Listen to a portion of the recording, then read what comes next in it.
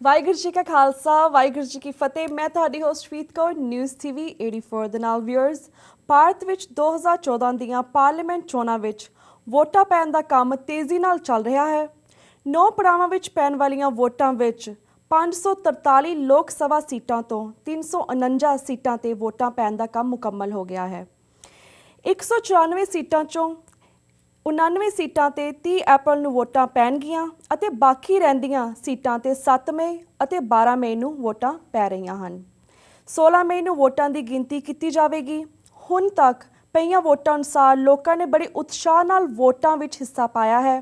ਭਾਰਤੀ ਚੋਣ ਕਮਿਸ਼ਨ ਵੱਲੋਂ ਕੀਤੇ ਪੁਖਤਾ ਪ੍ਰਬੰਧਾਂ ਕਰਕੇ ਹੁਣ ਵੋਟਾਂ ਪਾਉਣ ਵਾਲੇ ਬੂਥਾਂ ਤੇ ਤਾਂ ਕਬਜ਼ਾ ਨਹੀਂ ਕੀਤਾ ਜਾ ਸਕਦਾ, ਪਰ ਵੋਟਾਂ ਖਰੀਦੀਆਂ ਜ਼ਰੂਰ ਜਾ ਸਕਦੀਆਂ ਨੇ। ਭਾਰਤ ਵਿੱਚ ਵੋਟਾਂ ਦਾ ਚੋਣ ਅਮਲ ਦੁਨੀਆ ਵਿੱਚ ਇੱਕ ਨਿਵੇਕਲੀ ਥਾਂ ਰੱਖਦਾ ਹੈ, ਪਰ ਵੇਖਣਾ ਇਹ ਹੈ ਕਿ ਸਿਰਫ ਵੋਟ ਪਾਉਣ ਨਾਲ ਹੀ ਕੋਈ ਦੇਸ਼ ਲੋਕਤੰਤਰ ਕਹਾਉਣ ਦਾ ਹੱਕ ਰੱਖਦਾ ਹੈ, ਜਾਂ ਇਹੋ ਕਹਿ ਲਓ ਕਿ ਅਸਲ ਵਿੱਚ ਲੋਕਤੰਤਰ ਜਾਂ ਡੈਮੋਕ੍ਰੇਸੀ ਕਿਸ ਨੂੰ ਕਿਹਾ ਜਾ ਸਕਦਾ ਹੈ। ਵਿਊਅਰਸ, ਇਹ ਸਾਲ ਭਾਰਤ ਦੀਆਂ ਇਹ ਚੋਣਾਂ ਵਿਸ਼ੇਸ਼ ਅਹਿਮੀਅਤ ਰੱਖਦੀਆਂ ਹਨ। ਬੀਜੇਪੀ ਪਾਰਟੀ, ਜਿਹੜੀ ਕਿ ਹਿੰਦੂਤਵੀ ਵਿਚਾਰਧਾਰਾ ਦੀ ਨੁਮਾਇੰਦਗੀ ਕਰਦੀ ਹੈ, ਨੇ ਨਰਿੰਦਰ ਮੋਦੀ ਨੂੰ ਪ੍ਰਧਾਨ ਮੰਤਰੀ ਪਦ ਦਾ ਉਮੀਦਵਾਰ ਐਲਾਨਿਆ ਹੋਇਆ ਹੈ। ਨਰਿੰਦਰ ਮੋਦੀ ਦੇ ਹੱਥ 2002 ਵਿੱਚ ਜਿੱਥੇ ਹਜ਼ਾਰਾਂ ਮੁਸਲਮਾਨਾਂ ਦੇ ਖੂਨ ਨਾਲ ਰੰਗੇ ਹੋਏ ਹਨ, ਉੱਥੇ ਉਸਨੇ ਗੁਜਰਾਤ ਵਿੱਚੋਂ 50,000 ਤੋਂ ਜ਼ਿਆਦਾ ਸਿੱਖ ਕਿਸਾਨਾਂ ਨੂੰ ਉਜਾੜਨ ਲਈ ਵੀ ਲੱਕ ਬੰਨਿਆ ਹੋਇਆ ਹੈ। ਇਹੀ ਕਾਰਨ ਹੈ ਕਿ ਮੁਸਲਮਾਨਾਂ, ਈਸਾਈਆਂ, ਸਿੱਖਾਂ ਤੇ ਹੋਰ ਘੱਟ ਗਿਣਤੀਆਂ ਵਿੱਚ ਨਰਿੰਦਰ ਮੋਦੀ ਦੀ ਚੜ੍ਹਤ ਨੂੰ ਲੈ ਕੇ ਇੱਕ ਸਹਿਮ ਦਾ ਮਾਹੌਲ ਬਣਿਆ ਹੋਇਆ ਹੈ। ਅਫਸੋਸ ਇਸ ਗੱਲ ਦਾ ਹੈ ਕਿ ਪੰਜਾਬ ਵਿੱਚ ਸਿੱਖਾਂ ਦੀ ਮੁੱਖ ਪਾਰਟੀ ਬਾਦਲ ਅਕਾਲੀ ਦਲ ਨੇ ਨਰਿੰਦਰ ਮੋਦੀ ਨੂੰ ਬਿਨਾਂ ਸ਼ਰਤ ਹਮਾਇਤ ਦਿੱਤੀ ਹੋਈ ਹੈ। ਪੰਜਾਬ ਦੀਆਂ 13 ਪਾਰਲੀਮੈਂਟ ਸੀਟਾਂ ਤੇ 30 ਅਪ੍ਰੈਲ ਨੂੰ ਵੋਟਾਂ ਪੈਣੀਆਂ ਹਨ। ਪੰਜਾਬ ਵਿੱਚ ਮੁੱਖ ਮੁਕਾਬਲਾ ਭਾਵੇਂ ਕਾਂਗਰਸ ਅਤੇ ਅਕਾਲੀ ਬੀਜੇਪੀ ਗੱਠਜੋੜ ਵਿਚਾਲੇ ਹੈ, ਪਰ ਆਮ ਆਦਮੀ ਪਾਰਟੀ ਦੀ ਆਮਦ ਨੇ ਕਈ ਥਾਂ ਤਿਕੋਣੇ ਮੁਕਾਬਲੇ ਬਣਾ ਦਿੱਤੇ ਹਨ। ਅੱਜ ਅਸੀਂ 2014 ਦੀਆਂ ਪਾਰਲੀਮੈਂਟ ਚੋਣਾਂ, ਇਹਨਾਂ ਚੋਣ ਨਤੀਜਿਆਂ ਦਾ ਭਾਰਤ ਅਤੇ ਗਵਾਂਢੀ ਦੇਸ਼ਾਂ ਤੇ ਪੈਣ ਵਾਲਾ ਪ੍ਰਭਾਵ, ਭਾਰਤ ਵਿਚਲੀਆਂ ਘੱਟ ਗਿਣਤੀਆਂ ਦਾ ਭਵਿੱਖ ਅਤੇ ਸਿੱਖ ਕੌਮ ਦੇ ਨੁਕਤਾ ਨਿਗਾਹ ਤੋਂ ਇਹਨਾਂ ਚੋਣਾਂ ਅਤੇ ਇਹਨਾਂ ਦੇ ਅੱਡ-ਅੱਡ ਪ੍ਰਭਾਵਾਂ ਸੰਬੰਧੀ ਡਾਕਟਰ ਅਮਰਜੀਤ ਸਿੰਘ, ਸੰਚਾਲਕ ਖਾਲਿਸਤਾਨ ਅਫੇਅਰ ਸੈਂਟਰ ਨਾਲ ਗੱਲਬਾਤ ਕਰਨ ਜਾ ਰਹੇ ਹਾਂ। ਅਸੀਂ ਟੀਵੀ 84 ਨਿਊਜ਼ ਵਿੱਚ ਅੱਡ-ਅੱਡ ਧਿਰਾਂ ਦੇ ਨੁਮਾਇੰਦਿਆਂ ਨੂੰ ਸਮੇਂ-ਸਮੇਂ ਆਪਣੀ ਗੱਲ ਕਹਿਣ ਦਾ ਮੌਕਾ ਦਿੱਤਾ ਹੈ, ਭਾਵੇਂ ਕਿ ਉਹਨਾਂ ਦੇ ਨਜ਼ਰੀਏ ਨਾਲ ਅਸੀਂ ਨਾ ਵੀ ਸਹਿਮਤ ਹੋਈਏ। ਅੱਜ ਦੀ ਇਹ ਗੱਲਬਾਤ ਅਸੀਂ ਸਿੱਖ ਨੁਕਤਾ ਨਿਗਾਹ ਤੋਂ ਕਰ ਰਹੇ ਹਾਂ, ਪਰ ਨਾਲ ਹੀ ਚੋਣ ਨਤੀਜਿਆਂ ਤੋਂ ਬਾਅਦ ਸਾਊਥ ਏਸ਼ੀਆ ਦੀ ਸਿਆਸਤ ਅਤੇ ਸੰਸਾਰ ਪੱਧਰ ਦੀ ਸਿਆਸਤ ਤੇ ਇਸ ਦੇ ਕੀ ਪ੍ਰਭਾਵ ਪੈਣਗੇ, ਇਸ ਨੂੰ ਵੀ ਅਸੀਂ ਵਿਚਾਰ ਚਰਚਾ ਵਿੱਚ ਲੈ ਕੇ ਆਵਾਂਗੇ। ਆਓ ਅਸੀਂ ਹੁਣ ਡਾਕਟਰ ਅਮਰਜੀਤ ਸਿੰਘ ਜੀ ਨਾਲ ਗੱਲਬਾਤ ਕਰਦੇ ਹਾਂ, ਜਿਹੜੇ ਕਿ ਇਸ ਵੇਲੇ ਸਾਡੇ ਟੀਵੀ 84 ਨਿਊਜ਼ ਦੇ ਸਟੂਡੀਓ ਦੇ ਵਿੱਚ ਮੌਜੂਦ ਹਨ।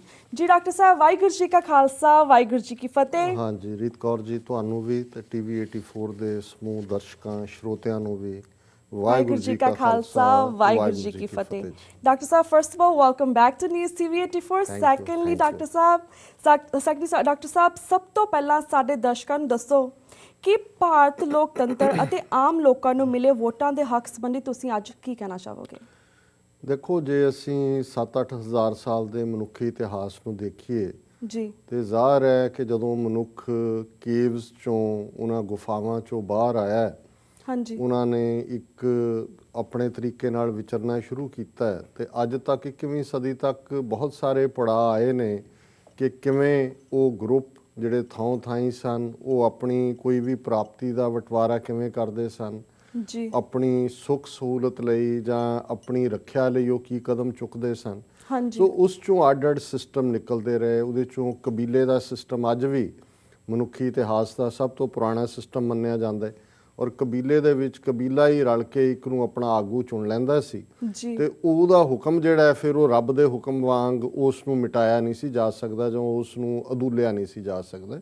ਸੋ ਉਹਨੂੰ ਕਬੀਲਾ ਸੁਸਾਇਟੀ ਕਹਿੰਦੇ ਸੀ ਲੰਬਾ ਵਕਤ। ਅੱਜ ਵੀ ਜਦੋਂ ਅਸੀਂ ਟਰਾਈਬਲ ਸੁਸਾਇਟੀ ਜਿਹਨੂੰ ਕਹਿੰਦੇ ਹਾਂ, ਆਦੀਵਾਸੀ ਕਹਿੰਦੇ ਹਾਂ, ਉਹਨਾਂ ਦੇ ਵੀ ਕਬੀਲੇ ਨੇ। ਅਮਰੀਕਾ ਦੇ ਹਵਾਲੇ ਨਾਲ ਅਸੀਂ ਦੇਖਦੇ ਹਾਂ ਕਿ ਜਦੋਂ ਜਿਹੜੇ ਇੱਥੋਂ ਦੇ ਮੂਲ ਨਿਵਾਸੀ ਸਨ, ਨੇਟਿਵ ਅਮਰੀਕਨ ਜਿਨ੍ਹਾਂ ਨੂੰ ਅੱਜ ਕਿਹਾ ਜਾਂਦਾ ਹੈ, ਉਹਨਾਂ ਦੇ ਵਿੱਚ ਵੀ ਕਬੀਲਾ ਸਿਸਟਮ ਬੜਾ ਸਟਰੋਂਗ ਸਿਸਟਮ ਸੀ। ਉਹਨਾਂ ਦਾ ਕਬੀਲੇ ਦਾ ਇੱਕ ਮੁਖੀ ਹੁੰਦਾ ਸੀ ਔਰ ਉਹਦਾ ਹੁਕਮ ਮੰਨਿਆ ਜਾਂਦਾ ਸੀ ਔਰ ਬੜਾ ਡਿਸਿਪਲਿਨ ਸੀ।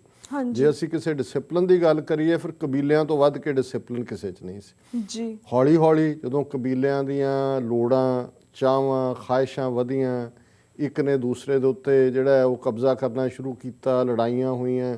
ਉਹਨਾਂ ਸਾਰਿਆਂ 'ਚੋਂ ਫਿਰ ਅਸੀਂ ਦੇਖਦੇ ਹਾਂ ਵੀ ਸਮਾਂ ਪਾ ਕੇ ਕਿੰਗਸ਼ਿਪ ਨਿਕਲੀ, ਬਾਦਸ਼ਾਹਤ ਨਿਕਲੀ ਜੀ ਕਿ ਜਿਸ ਇਲਾਕੇ ਨੂੰ ਜਾਂ ਜਿਹਨਾਂ ਲੋਕਾਂ ਨੂੰ ਫਤਹ ਕਰ ਲੈਂਦਾ ਸੀ ਉਹ ਉਹਨਾਂ ਦੀ ਰਿਆਇਆ ਬਣ ਜਾਂਦੇ ਸੀ। ਬਾਦਸ਼ਾਹ ਜਿਹੜੇ ਨੇ ਉਹਨਾਂ ਦਾ ਹੁਕਮ ਚੱਲਦਾ ਸੀ। ਜੀ ਉਹਨਾਂ ਨੇ ਅੱਗੋਂ ਆਪਣੇ ਸਿਸਟਮ ਡਿਵੈਲਪ ਕੀਤੇ, ਮਿਨਿਸਟਰੀ ਸੀ, ਕੈਬਨਿਟ ਸੀ, ਪਰ ਜਿਹੜਾ ਬਾਦਸ਼ਾਹ ਹੈ ਉਹੀ ਉਸ ਦਾ ਫਾਈਨਲ ਕਰਦਾ ਸੀ। ਜੀ ਫਿਰ ਅਸੀਂ ਯੂਰਪ ਦੇ ਹਵਾਲੇ ਨਾਲ ਦੇਖਦੇ ਹਾਂ ਵੀ ਕਈ ਵਾਰੀ ਕਈ ਕਿਸਮ ਦੇ ਪ੍ਰਬੰਧ ਆਏ ਜਿਹਨੂੰ ਅਸੀਂ ਨੋਬਲਸ ਕਹਿੰਦੇ ਹਾਂ। ਬਾਦਸ਼ਾਹਾਂ ਦੇ ਦਰਬਾਰ 'ਚ ਅੱਗੋਂ ਅਰਿਸਟੋਕਰੈਟ ਸੀ, ਕਈ ਵਾਰੀ ਅਰਿਸਟੋਕਰੈਟ ਹੀ ਡਿਸਾਈਡ ਕਰਦੇ ਸੀ ਵੀ ਮੁਖੀ ਕਿਹਨੇ ਬਣਨਾ ਹੈ, ਉਹਨਾਂ 'ਚ ਵੀ ਇੰਟਰੀਗਸ ਹੁੰਦੀਆਂ ਸੀ। ਹਾਂਜੀ ਫਿਰ ਇੱਕ ਜ਼ਮਾਨਾ ਆਇਆ ਇੰਡਸਟਰੀਅਲ ਰੈਵੋਲੂਸ਼ਨ ਯੂਰਪ 'ਚ ਆਇਆ। ਇਹ ਸਾਰੇ ਜਿਹੜੇ ਯੂਰਪ ਦੇ ਮੁਲਕ ਨੇ ਇਹ ਦੁਨੀਆ ਨੂੰ ਕਾਲੋਨੀ ਜਾਂ ਬਸਤੀਆਂ ਬਣਾਉਣ ਲਈ ਨਿਕਲ ਪਏ। ਕਿਸੇ ਨੇ ਸਾਊਥ ਅਮਰੀਕਾ ਦੱਬ ਲਿਆ, ਜੀ ਕਿਸੇ ਨੇ ਅਫਰੀਕਾ ਦੱਬ ਲਿਆ, ਕੋਈ ਏਸ਼ੀਆ 'ਚ ਪਹੁੰਚ ਗਿਆ। ਕਲੋਨੀਅਲ ਸਿਸਟਮ ਦੇ ਵਿੱਚ ਇਹਨਾਂ ਨੇ ਲੋਕਲ ਲੋਕਾਂ ਨੂੰ ਇਹ ਦੱਸਣ ਦੇ ਲਈ ਕਿ ਜੀ ਤੁਹਾਡੀ ਵੀ ਭਾਗੀਦਾਰੀ ਹੈ, ਕੋਈ ਨਾ ਕੋਈ ਸਿਸਟਮ ਤਾਂ ਕ੍ਰੀਏਟ ਕੀਤੇ, ਜੀ ਜਿਵੇਂ ਅੰਗਰੇਜ਼ਾਂ ਨੇ ਵੀ ਕੀਤਾ। ਭਾਰਤ ਦੇ ਵਿੱਚ ਕੋਈ ਨਾ ਕੋਈ ਕੌਂਸਲਸ ਬਣਾ ਦਿੱਤੀਆਂ, ਅਸੈਂਬਲੀਜ਼ ਬਣਾ ਦਿੱਤੀਆਂ, ਪਰ ਅਸਲੀ ਪਾਵਰ ਜਿਹੜੀ ਹੈ ਉਹ ਵਾਇਸਰਾਏ ਦੇ ਕੋਲ ਹੁੰਦੀ ਸੀ, ਜਾਂ ਜਿਹੜੀ ਬ੍ਰਿਟਿਸ਼ ਪਾਵਰ ਹੈ। ਔਰ ਇਸੇ ਤਰ੍ਹਾਂ ਬਾਕੀ ਕਾਲੋਨੀਜ਼ ਨੇ ਵੀ ਥਾਂ ਥਾਂ ਸਿਸਟਮ ਕਲੀਅਰ ਕੀਤੇ। ਜਦੋਂ 20ਵੀਂ ਸਦੀ 'ਚ ਅੰਗਰੇਜ਼ਾਂ ਨੇ ਉੱਥੇ ਗਵਰਨਿੰਗ ਸਿਸਟਮ ਕ੍ਰੀਏਟ ਕੀਤਾ, ਜੇ ਹੁਣ ਮੈਂ ਭਾਰਤ ਦੇ ਹਵਾਲੇ ਨਾਲ ਗੱਲ ਕਰਾਂ, ਹਾਂਜੀ ਸੋ ਵੋਟਿੰਗ ਸਿਸਟਮ ਉਹਨਾਂ ਨੇ ਵੀ ਬਣਾਇਆ। ਜੀ ਪਰ ਉਹਦੇ 'ਚ ਉਹਨਾਂ ਨੇ ਦੋ ਗੱਲਾਂ ਜਿਹੜੀਆਂ ਕਿ ਬਾਅਦ ਦੇ ਵਿੱਚ ਜਿਹਦੇ ਆਧਾਰ ਦੇ ਉੱਤੇ ਇਨਫੈਕਟ 47 ਦੇ ਵਿੱਚ ਪਾਰਟੀਸ਼ਨ ਵੀ ਹੋਈ, ਉਹਨਾਂ ਨੇ ਇੱਕ ਸਿਸਟਮ ਕ੍ਰੀਏਟ ਕੀਤਾ, ਉਹਨੂੰ ਕਹਿੰਦੇ ਸੀ ਸੈਪਰੇਟ ਇਲੈਕਟੋਰੇਟ, ਕਿ ਅੱਡ-ਅੱਡ ਉਹਦੇ 'ਚ ਹਿੰਦੂਆਂ ਦੇ ਲਈ ਅਲੱਗ ਸੀਟਾਂ ਸੀ, ਅਲੱਗ ਵੋਟਾਂ ਸੀ, ਮੁਸਲਮਾਨਾਂ ਦੇ ਲਈ ਅਲੱਗ ਸੀ, ਸਿੱਖਾਂ ਦੇ ਲਈ ਅਲੱਗ ਸੀ। ਸੋ ਸੈਪਰੇਟ ਇਲੈਕਟੋਰੇਟ ਸੀ। ਜੀ ਉਹ ਆਪਣੀਆਂ ਵੋਟਾਂ, ਸਿੱਖ ਜਿਹੜੇ ਨੇ ਸਿੱਖ ਨੁਮਾਇੰਦੇ ਚੁਣਨ ਲਈ ਆਪਣੀਆਂ ਵੋਟਾਂ ਪਾਉਂਦੇ ਸੀ, ਪਰ ਉਹਦੇ 'ਚ ਸਭ ਨੂੰ ਵੋਟ ਦਾ ਹੱਕ ਨਹੀਂ ਸੀ। ਉਹਦੇ 'ਚ ਉਹਨਾਂ ਨੇ ਕੁਛ ਨਾ ਕੁਛ ਲੈਂਡ ਦਾ ਓਨਰ ਹੋਏ, ਜਿਹੜਾ ਬੰਦਾ ਜ਼ਮੀਨ ਦਾ ਮਲਕੀਅਤ ਹੋਏ, ਜੀ ਉਹ ਮਾਲੀਆ ਕਿੰਨਾ ਦਿੰਦਾ ਹੈ, ਉਹਦੇ ਆਧਾਰ ਦੇ ਉੱਤੇ ਵੋਟਾਂ ਦਾ ਹੱਕ ਮਿਲਦਾ ਸੀ। ਸੋ ਹਾਂਜੀ ਕੁੱਲ ਮਿਲਾ ਕੇ ਇਹ ਨਹੀਂ ਸੀ ਅੰਗਰੇਜ਼ਾਂ ਦੇ ਵੇਲੇ ਯੂਨੀਵਰਸਲ ਫਰੈਂਚਾਈਜ਼ ਨਹੀਂ ਸੀ ਕਿ ਹਰ ਇੱਕ ਨੂੰ ਵੋਟ ਦਾ ਹੱਕ ਹੈ। ਹੁਣ ਅਮਰੀਕਾ ਦੇ ਹਵਾਲੇ ਨਾਲ ਵੀ ਭਾਵੇਂ ਇਹਨਾਂ ਦੀ ਬੜੀ ਐਡਵਾਂਸ ਡੈਮੋਕ੍ਰੇਸੀ ਹੈ, 1920-21 ਤੱਕ ਔਰਤਾਂ ਨੂੰ ਵੋਟ ਦੇਣ ਦਾ ਹੱਕ ਨਹੀਂ ਸੀ। ਜੀ ਫਿਰ ਜਿਹੜੀਆਂ ਇੱਥੇ ਦੂਜੀਆਂ ਘੱਟ ਗਿਣਤੀਆਂ ਨੇ, ਜਿਵੇਂ ਕਾਲੇ ਨੇ ਜਾਂ ਸਪੈਨਿਸ਼ ਨੇ, ਹਾਂਜੀ ਉਹਨਾਂ ਨੂੰ ਤਾਂ 1960 ਤੱਕ ਵੋਟ ਦਾ ਹੱਕ ਨਹੀਂ ਸੀ, ਰਜਿਸਟਰ ਹੀ ਨਹੀਂ ਸੀ ਕਰਨ ਦਿੰਦੇ। ਜੀ ਫਿਰ ਸਟੇਟਾਂ ਨੇ ਇੰਨੇ ਕੁ ਲਾਅ ਬਣਾਏ ਸੀ ਕਿ ਜੀ ਉਹ ਇੰਨੀ ਕੁ ਫੀਸ ਰੱਖ ਦਿੰਦੇ ਸੀ ਵੋਟਰ ਬਣਨ ਦੀ ਕਿ ਉਹ ਅਫੋਰਡ ਹੀ ਨਹੀਂ ਸੀ ਕਰ ਸਕਦੇ, ਗਰੀਬ ਜਿਹੜੇ ਨੇ। ਹਾਂਜੀ ਸੋ ਉਹ ਵੀ ਡੀਫਰੈਂਚਾਈਜ਼ ਕਰ ਦਿੱਤਾ ਜਾਂਦਾ ਸੀ। ਇਸੇ ਤਰ੍ਹਾਂ ਬਹੁਤ ਵਾਰੀ ਇਹ ਹੈ ਵੀ ਜਿਹੜਾ ਕ੍ਰਿਮੀਨਲ ਹੈ ਉਹ ਵੋਟ ਨਹੀਂ ਦੇ ਸਕਦਾ, ਇਹ ਵੀ ਉਹਨਾਂ ਨੂੰ ਸੀ ਵੀ ਕਾਲੇ ਜ਼ਿਆਦਾ ਨੇ, ਉਹਨਾਂ ਨੂੰ ਵੰਚਿਤ ਰੱਖੋ। ਜੀ ਸੋ ਇਹ ਹਰ ਥਾਂ ਜਿਹੜੀ ਮੈਜੋਰਿਟੀ ਕਮਿਊਨਿਟੀ ਹੈ ਉਹ ਆਪਣੀ ਕਨਵੀਨੀਅੰਸ ਦੇ ਲਈ ਕੋਈ ਨਾ ਕੋਈ ਐਸਾ ਸਿਸਟਮ ਕ੍ਰੀਏਟ ਕਰਕੇ ਰੱਖਦੀ ਰਹੀ ਹੈ ਜੀ ਜਿਹਦੇ ਥੱਲੇ ਉਹਨਾਂ ਦੀ ਹੈਜੇਮਨੀ ਜਾਂ ਉਹਨਾਂ ਦਾ ਗਲਬਾ ਬਣਿਆ ਰਹੇ। 47 ਦੇ ਵਿੱਚ ਪਾਰਟੀਸ਼ਨ ਹੋਈ, ਪਾਕਿਸਤਾਨ ਦੇ ਵਿੱਚ ਉਹਨਾਂ ਨੇ ਆਪਣਾ ਸਿਸਟਮ ਕ੍ਰੀਏਟ ਕੀਤਾ। ਇੱਧਰ ਜੇ ਇਹਨਾਂ ਨੂੰ ਲੱਗਦਾ ਹੁੰਦਾ ਬਹੁ ਗਿਣਤੀ ਨੂੰ ਕਿ ਇਹ ਯੂਨੀਵਰਸਲ ਫਰੈਂਚਾਈਜ਼ ਤੋਂ ਬਿਨਾਂ ਉਹ ਕੋਈ ਹੋਰ ਤਰੀਕੇ ਨਾਲ ਆਪਣਾ ਕੰਟਰੋਲ ਕਰ ਸਕਦੇ ਨੇ, ਤੇ ਹਾਂਜੀ ਇਹਨਾਂ ਨੇ ਹਰ ਇੱਕ ਨੂੰ ਵੋਟ ਦਾ ਹੱਕ ਨਹੀਂ ਸੀ ਦੇਣਾ। ਪਰ ਇਹਨਾਂ ਨੇ ਕੈਲਕੂਲੇਟ ਕਰ ਲਿਆ। ਹੁਣ ਜੇ ਲੋਕਤੰਤਰ ਦੀ ਸਧਾਰਨ ਡੈਫੀਨੇਸ਼ਨ ਦੇਣੀ ਹੋਏ ਭਾਰਤ ਦੇ ਕੰਟੈਕਸਟ ਖਾਸ ਕਰ, ਜੀ ਵੈਸੇ ਤਾਂ ਕਿਤੇ ਵੀ ਇਹ ਲੱਗ ਸਕਦਾ ਹੈ ਕਿ ਲੋਕਤੰਤਰ ਜਾਂ ਡੈਮੋਕ੍ਰੇਸੀ ਦੇ ਵਿੱਚ 51 ਗਧੇ ਜਿਹੜੇ ਨੇ ਉਹ 49 ਸ਼ੇਰਾਂ ਤੋਂ ਜ਼ਿਆਦਾ ਸਿਆਣੇ ਹੁੰਦੇ ਨੇ। ਇਹ ਲੋਕਤੰਤਰ ਦੀ ਡੈਫੀਨੇਸ਼ਨ ਹੈ ਕਿ ਜੀ ਇੱਕ ਪਾਸੇ 51 ਨੇ ਉਹ ਗਧੇ ਨੇ, ਜੀ ਕਿਉਂਕਿ ਉਹਨਾਂ ਕੋਲ ਮੈਜੋਰਿਟੀ ਆ, ਪ੍ਰਧਾਨ ਮੰਤਰੀ ਵੀ ਉਹਨਾਂ ਦਾ ਬਣੇਗਾ, ਜਿਵੇਂ ਹੁਣ ਉਹ ਚਾਹ ਵਾਲਿਆਂ ਨੂੰ ਬਣਾਉਣਾ ਇਹਨਾਂ ਨੇ। ਹਾਂਜੀ ਔਰ 49 ਜਿਹੜੇ ਸ਼ੇਰ ਨੇ ਉਹਨਾਂ ਦੀ ਕੋਈ ਔਕਾਤ ਨਹੀਂ। ਸੋ ਅਸੀਂ ਸਮਝਦੇ ਹਾਂ ਵੀ 1950 ਚ ਭਾਰਤੀ ਕਨਸਟੀਟਿਊਸ਼ਨ ਲਾਗੂ ਹੋਇਆ, ਹਾਂਜੀ ਉਹਦੇ ਚ ਉਹਨਾਂ ਨੇ ਇੱਕ ਕੰਮ ਜਿਹੜਾ ਕੀਤਾ ਉਹ ਸੈਪਰੇਟ ਇਲੈਕਟੋਰੇਟ ਤੋੜ ਦਿੱਤਾ। ਜਿਹੜੇ ਸਿੱਖਾਂ ਜਾਂ ਮੁਸਲਮਾਨਾਂ ਨੂੰ ਜਿਹੜਾ ਅਲੱਗ ਉਹ ਆਪਣੇ ਨੁਮਾਇੰਦੇ ਚੁਣਦੇ ਸੀ, ਹੁਣ ਦਲਿਤਾਂ ਦੇ ਲਈ ਰਿਜ਼ਰਵੇਸ਼ਨ ਜ਼ਰੂਰ ਰੱਖੀ। ਜੀ ਇਸ ਲਈ ਕੁਝ ਸੀਟਾਂ ਜਿਵੇਂ ਪੰਜਾਬ ਦੀਆਂ ਜੇ 13 ਪਾਰਲੀਮੈਂਟ ਸੀਟਾਂ ਨੇ ਤਾਂ 4 ਰਿਜ਼ਰਵ ਨੇ। ਪਰ ਇਹਦੇ 'ਚ ਇਹ ਹੈ ਵੀ 47 ਤੋਂ ਪਹਿਲਾਂ ਜਿਹੜਾ ਸੈਪਰੇਟ ਇਲੈਕਟੋਰੇਟ ਸੀ, ਦਲਿਤ ਹੀ ਵੋਟ ਪਾ ਕੇ ਦਲਿਤ ਨੁਮਾਇੰਦੇ ਨੂੰ ਚੁਣਦਾ ਸੀ, ਸਿੱਖ ਹੀ ਵੋਟ ਪਾ ਕੇ ਸਿੱਖ ਨੁਮਾਇੰਦੇ ਨੂੰ ਚੁਣਦਾ ਸੀ। ਇਸ ਲਈ ਜਿਹੜਾ ਚੁਣਿਆ ਜਾਂਦਾ ਸੀ ਉਹ ਆਪਣੇ ਲੋਕਾਂ ਲਈ ਜਵਾਬਦੇਹ ਹੁੰਦਾ ਸੀ। ਹੁਣ ਜਿਹੜੀਆਂ ਜਨਰਲ ਸੀਟਾਂ ਨੇ, ਜਿਵੇਂ ਰਿਜ਼ਰਵ ਸੀਟਾਂ ਨੇ, ਜਲੰਧਰ ਰਿਜ਼ਰਵ ਹੈ, ਹੁਸ਼ਿਆਰਪੁਰ ਰਿਜ਼ਰਵ ਹੈ, ਹੁਣ ਇਹਨਾਂ ਤੇ ਕੀ ਹੈ ਵੀ ਵੋਟਾਂ ਸਾਰੇ ਪਾ ਰਹੇ ਨੇ, ਪਰ ਪਾ ਇੱਕ ਰਿਜ਼ਰਵ ਹਲਕੇ ਦੇ ਇੱਕ ਦਲਿਤ ਹੀ ਖੜਾ ਹੋ ਸਕਦਾ ਹੈ। ਜੀ ਹੁਣ ਉਹ ਜਿਹੜਾ ਦਲਿਤ ਜਿੱਤਦਾ ਹੈ ਉਹ ਆਪਣੇ ਲੋਕਾਂ ਨੂੰ ਜਵਾਬਦੇਹ ਨਹੀਂ ਹੈ, ਕਿਉਂਕਿ ਜਿਹੜੇ ਹਲਕੇ ਦੇ ਵਿੱਚ ਕੋਈ ਜ਼ਰੂਰੀ ਨਹੀਂ ਕਿ ਦਲਿਤਾਂ ਦੀ ਮੈਜੋਰਿਟੀ ਹੈ, ਹੁੰਦੀ ਵੀ ਨਹੀਂ। ਹਾਂਜੀ ਉਹ ਤਾਂ ਬਦਲਦੇ ਰਹਿੰਦੇ ਨੇ, 20 ਸਾਲ ਬਾਅਦ ਇੱਧਰ ਹੀ ਰਿਜ਼ਰਵ ਕਰਤੇ। ਸੋ ਇੱਕ ਤਰੀਕੇ ਨਾਲ ਜਿਹੜਾ ਸਿਸਟਮ ਇਹਨਾਂ ਨੇ ਅਡਾਪਟ ਕੀਤਾ ਹੈ, ਸੈਪਰੇਟ ਇਲੈਕਟੋਰੇਟ ਦਾ ਤੋੜਨਾ। ਹੁਣ ਸਿੱਖਾਂ ਦੇ ਨੁਮਾਇੰਦੇ ਜਿਹੜੇ ਨੇ, ਜੇ ਤਾਂ ਸਿੱਖ ਵੋਟਾਂ ਨਾਲ ਸਿੱਖ ਨੁਮਾਇੰਦੇ ਚੁਣੇ ਜਾਂਦੇ ਫਿਰ ਉਹ ਸਿੱਖਾਂ ਨੂੰ ਜਵਾਬਦੇਹ ਹੁੰਦੇ। ਹੁਣ ਜਦੋਂ ਉਹ ਜਾ ਕੇ ਯੱਗ ਕਰਵਾਉਂਦੇ ਨੇ, ਮੰਤਰ ਪੜ੍ਹਦੇ ਨੇ, ਟਿੱਕੇ ਲਾਉਂਦੇ ਨੇ, ਉਹ ਕਹਿੰਦੇ ਨੇ ਜੀ ਕੀ ਕਰੀਏ, ਅਸੀਂ ਵੋਟਾਂ ਲੈਣੀਆਂ ਨੇ, ਅਸੀਂ ਹਿੰਦੂਆਂ ਦੀਆਂ ਵੀ ਵੋਟਾਂ ਲੈਣੀਆਂ, ਅਸੀਂ ਫਲਾਣਿਆਂ ਦੀਆਂ ਵੀ ਲੈਣੀਆਂ, ਢਿਮਕਿਆਂ ਦੀਆਂ ਵੀ ਲੈਣੀਆਂ। ਹਾਂਜੀ ਸੋ ਕੁੱਲ ਮਿਲਾ ਕੇ ਇਹ ਜਿਹੜਾ ਸੋ ਕਾਲਡ ਲੋਕਤੰਤਰ ਦੇ ਨਾਂ ਥੱਲੇ ਜਿਹੜਾ ਸਿਸਟਮ ਇਹਨਾਂ ਨੇ 1950 ਸੂਟ ਕੀਤਾ, ਲਾਗੂ ਕੀਤਾ ਜੀ, ਇਹ ਬਹੁ ਗਿਣਤੀ ਨੂੰ ਸੂਟ ਕਰਦਾ ਹੈ, ਹਿੰਦੂਆਂ ਨੂੰ ਸੂਟ ਕਰਦਾ ਹੈ, ਕਿਉਂਕਿ ਉਹਨਾਂ ਦੀ ਗਿਣਤੀ ਜਿਹੜੀ ਆ ਉਹ ਮੈਜੋਰਿਟੀ ਹੈ। ਔਰ ਇਸ ਲਈ ਦੂਸਰੀਆਂ ਕੌਮਾਂ ਦੇ ਲੋਕ, ਭਾਵੇਂ 150 ਮਿਲੀਅਨ ਮੁਸਲਮਾਨ ਨੇ, 22-23 ਮਿਲੀਅਨ ਸਿੱਖ ਨੇ, 25 ਮਿਲੀਅਨ ਦੇ ਕਰੀਬ ਈਸਾਈ ਨੇ, ਹਾਂਜੀ ਟ੍ਰਾਈਬਲਸ ਵੱਡੀ ਗਿਣਤੀ ਦੇ ਵਿੱਚ ਨੇ, 30 ਮਿਲੀਅਨ ਤੋਂ ਜ਼ਿਆਦਾ ਨੇ, ਦਲਿਤ ਜਿਹੜੇ ਨੇ 100 ਮਿਲੀਅਨ ਤੋਂ ਜ਼ਿਆਦਾ ਨੇ।